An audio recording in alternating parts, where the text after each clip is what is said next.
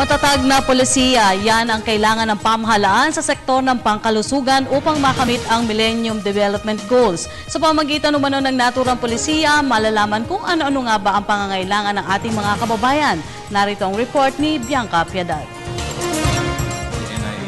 Kinakailangan ng isang matibay na polisiya upang makamit ang Millennium Development Goals o MDG ng pamahalaan para sa kalusugan. Dahil dito, kinukonsidera ng Department of Health ang mga rekomendasyon upang tugunan ang mga isyu ng kalusugang pangkalahatan o KP na pinangunahan ng National Institutes of Health o NIH ng University of the Philippines, Manila. Yung hospital natin is going to be modernized, and what we are really trying to do is to bring in private sector participation, meaning funding. Part is the efficiency of their management expertise na wala sa atin, in general, sa ating mga hospital.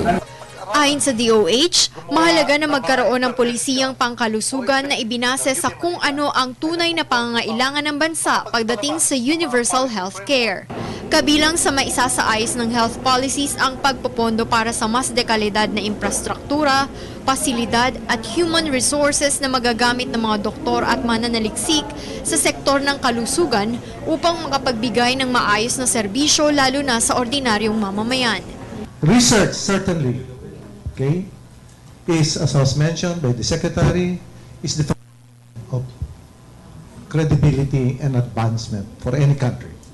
Inaasahan naman na habang papalapit ang taong 2015, puspusan pa ang gagawing pagsisikap ng pamahalaan upang maabot ang MDG 4, 5, and 6 o ang pagpapababa ng child mortality rate, pagpapabuti ng maternal health care at paglaban sa acquired immunodeficiency syndrome o AIDS, malaria at iba pang nakamamatay na sakit.